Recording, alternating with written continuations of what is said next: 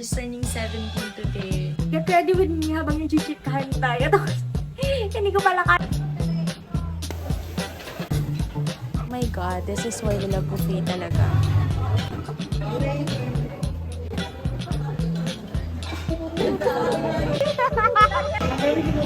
Sana maging maganda pa ako lalo.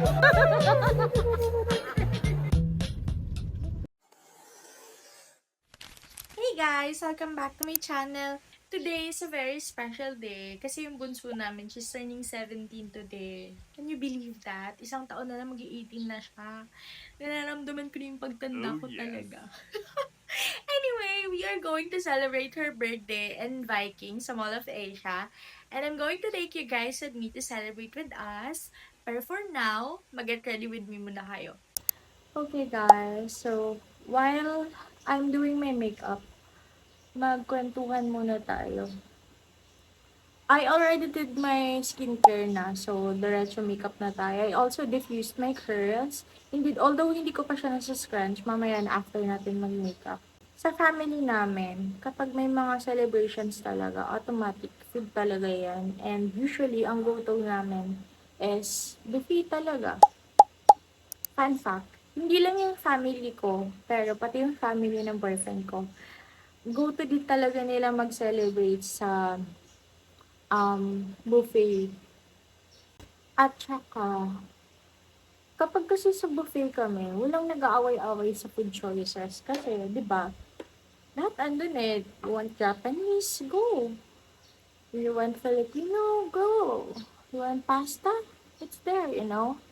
At saka, super sulit rin sa buffet kasi hindi mo na kailangan maghugas, hindi mo na kailangan mamalengke, diba? Hindi ka na mapapagod, kakain ka na lang.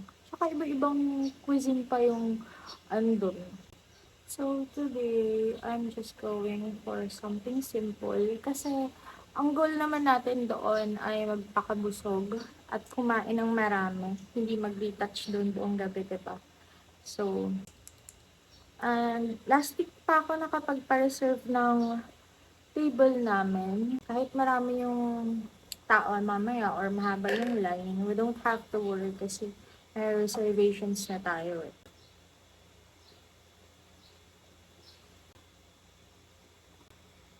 PM pa yung, hindi naman 4 PM. 4 PM yung usapan namin ng mother ko na magkikita-kita doon. We need to leave by 3:30 PM since medyo malayo-layo pa yung panggagalingan natin. Although 5:30 pa naman yung reservation. Pero by 4, hopefully, andun na tayo kasi baka ma-traffic na kasi rush hour na nun eh, diba? For those of you that didn't know, ako yung panganay sa 3 magkakapatid and April yung mag-birthday today. Fun fact, April yung pangalan niya kasi she was born in the month of April. Yung nanay ko, grabe yung creative mindset niya talaga sa pagpili ng pangalan. Ako, I was born in May, kaya naman ang aking pangalan ay Kimberly May. Very, very nice mother. I'm using BLK in the shade Coffee Run, yung face stocks nila for blush on, para medyo warm-warm lang. Gano'n. Tapos, atang nilagay ko dito sa medyo inner corner ng cheeks ko is Easy in the shade Milkshake para medyo pinkish lang. Para hindi tayo mukhang 27, mga 26 lang. Tapos, mag-tap lang tayo ng powder para lang ma-lock in yung mga ginamit natin product kanina.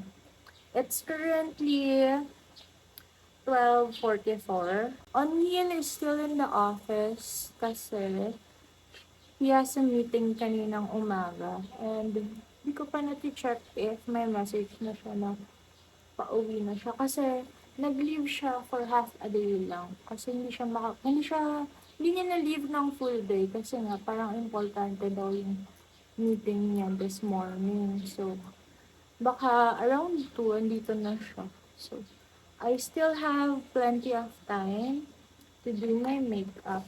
Kasi matagal ako mag-makeup, guys. I'm using yung detail palette nila.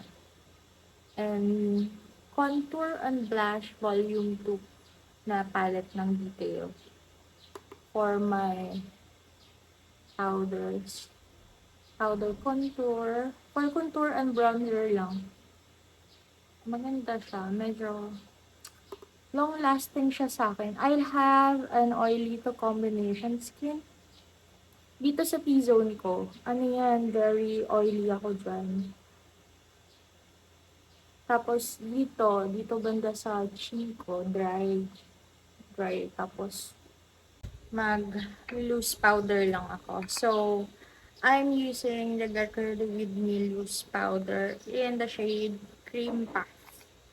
Sobrang nice nito. Sobrang gustong-gusto siya ng skin ko.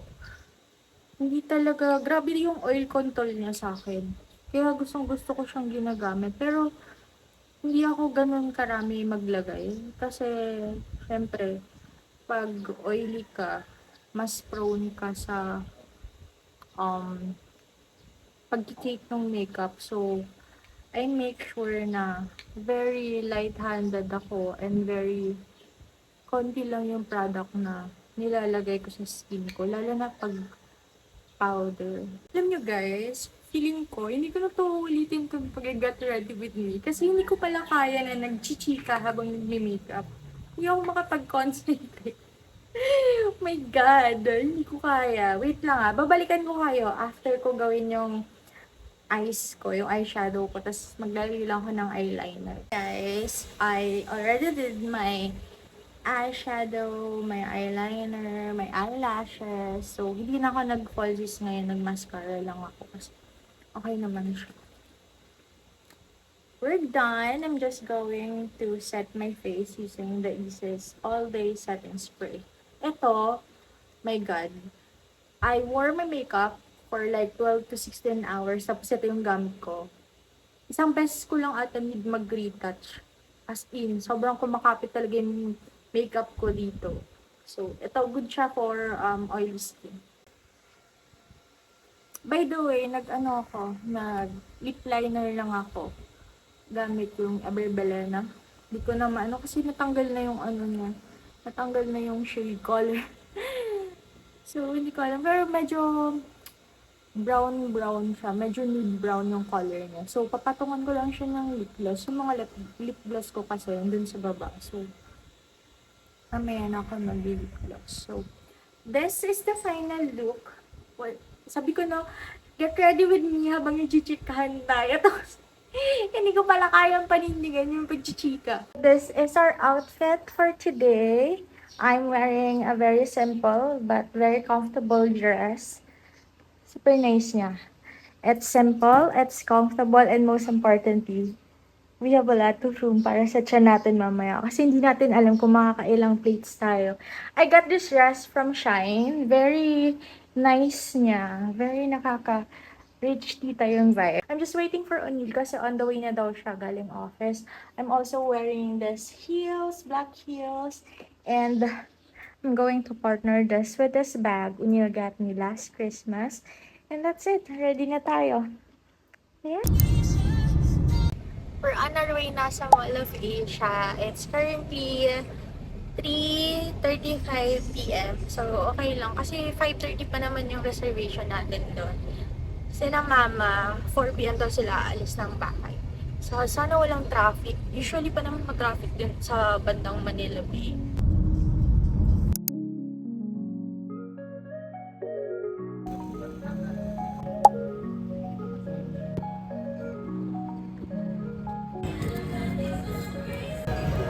Pwede po tayo mag-start.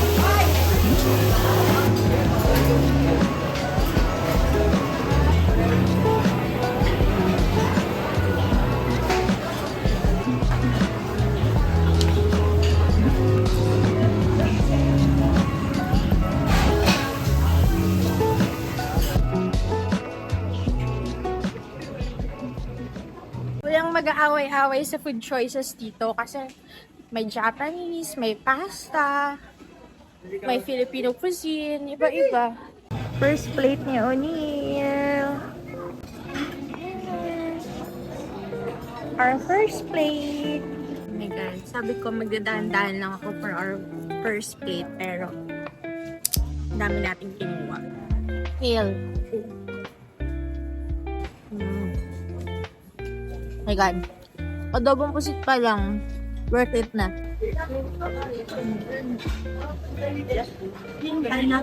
Nakamusta ang first plate? Wala pa yung mga kasama natin. Nakailang pinggan na tayo. Yes! 17 ka na! Yes! Yung boyfriend niya. Bagong gupit.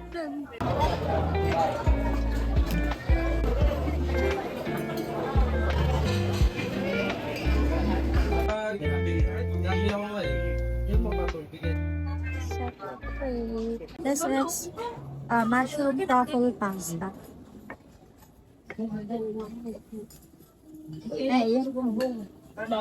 How's your experience so far?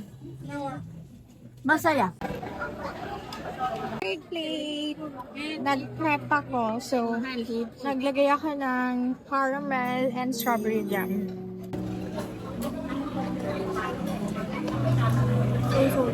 Hindi ganun kasarap. Pero okay yung mismong prep na lang.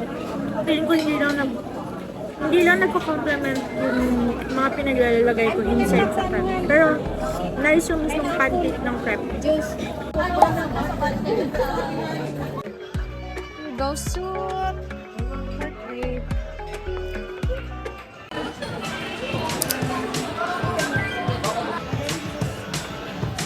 There's a voice in my head. It's got a way of playing louder in the quiet. You can get anything. Sana maging maganda pa ako lang. They never say sorry. Thank you! Decide na tayo. Wish I could bottle it up and use all this chance for something. Pauwi na sila. Pour it up. All my plans are dying, but there ain't no use in crying when I go outside and smile and take one look inside. Tapos na yung kainan natin guys. Si Rabi, hindi na ako makahinga, hindi na ako makalakad sa sobrang kapusugan. Ano na, 9:13 na. Medyo ang tagal rin namin kasi 5:30 kami nag-start. Tapos 9 na kami lumabas. Thank you so much guys. If you like today's video, please don't forget to comment, like, and subscribe. And comment down below if team buffet rin kayo kapag may mga celebrations kayo. See you in the next vlog. Bye! Bye! Okay, I'm so sick